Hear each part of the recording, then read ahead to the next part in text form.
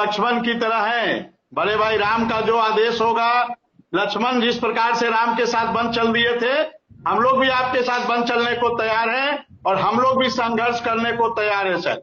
जो आपका आदेश हो, आपका आदेश सर आंखों पे सर, और दिसंबर में बिल्कुल प्लानिंग बनाइए, हम सब लोग साथ चलेंगे, सब लोग संघर्ष करेंगे सर, जो आपका आदेश होगा सर। उदय सिंह फिर कह रहे हैं शिव कुमार शुक्ला की आर पार की लड़ाई लड़ेंगे, कई दिन लग जाए। नमस्कार सर, हमारे प्रदेश अध्यक्ष जी शुक्ला जी को मेरा नमस्कार जी, और हमारे विक्रम भाई और आप सबको मेरा नमस्कार। और सर, हम शुक्ला जी के साथ पूरी तरह से तैयार हैं। वो जिस तरह से हमें दिशा निर्देश करेंगे, जिस तरह से हमें आगे के लिए प्रेरित करेंगे, उस तरह से हम तैयार हैं। हम मथुरा की धरती से अब इस बार भी लगभग 800 की संख्या में हम लोग गए थे, और अगली बार भी जब भी शुक्ला जी हमारे आह्वान करेंगे प्रदेश के लिए या जिले के लिए या आपका राज्य के लिए और देश के लिए, राजधानी पर कुछ करने के लिए, तो हम बिल्कुल उनके साथ कदम से कदम मिलाकर तैयार हैं। और जिस तरह से हम आज जिन समस्याओं से जूझ रहे हैं, इसको आप भली भांति जानते हैं।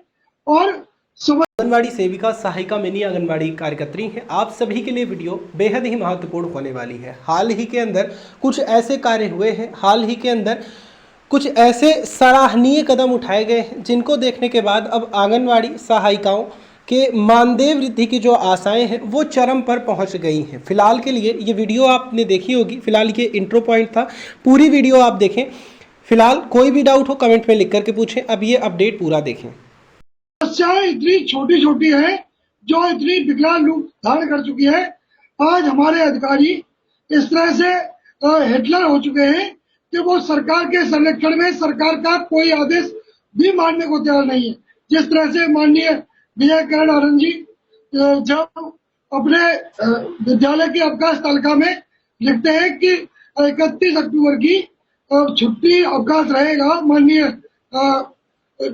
वल्लभ भाई पटेल जी की और नरेंद्र देव की जयंती के रूप में, लेकिन वो 3 बजे 4 बजे शाम को आदेश करते हैं, बच्चों की छुट्टी कर दी जाती है और अध्यापक अपने जो भी कार्य है उनके निजी उनमें संलग्न हो जाते हैं और शाम को एकदम आदेश आता है।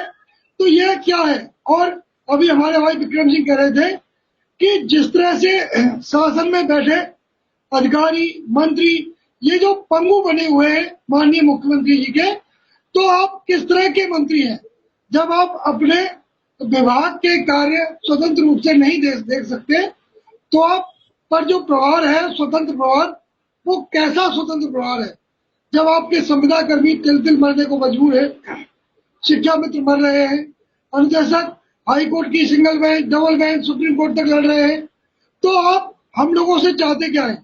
यदि कभी किसी मंत्री का, किसी बड़े अधिकारी का, माननीय बेसिक शिक्षा अधिकारी का, बीईओ का यदि दौरा होता है तो निरीक्षण के समय वो इतने ही प्रश्न एक शिक्षा मित्र और अनुदेशक से पूछते हैं जितने कि एक सहायक अध्यापक से पूछे जाते हैं, और बाद में इस तरह से तंज कसते हैं कि हमने उनका न जाने कितना बड़ा आयत कर दिया हो।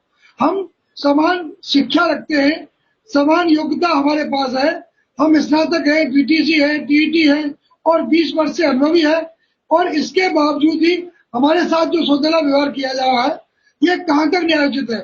सरकार के जो मंत्री है और जो कर्मचारी है वो भी हमारे साथ सौतेला व्यवहार करते हैं। शिक्षकों का वेतन 1 तारीख को रिलीज हो जाता है, लेकिन शासन से आने के बाद भी शिक्षा मित्रों का मानदेय 1-1 महीने, 1.5 महीने, 2-2 महीने लटका दिया जाता है।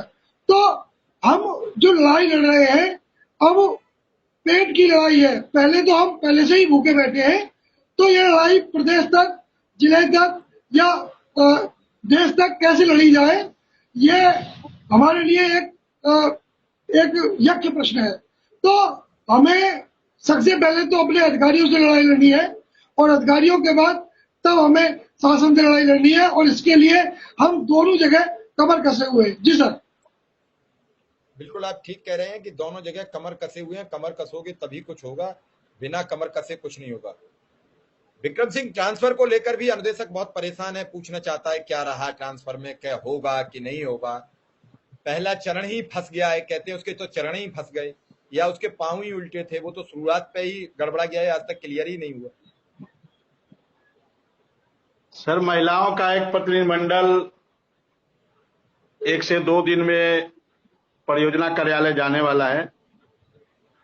चूंकि जो हमारा मांग पत्र था, हमने पिछला जो 3 अक्टूबर का जो कार्यक्रम था उसमें बहुत सारी बातें कही गई थी, बहुत सारे आश्वासन दिए गए थे, लेकिन लगभग 1 महीने होने जा रहे हैं।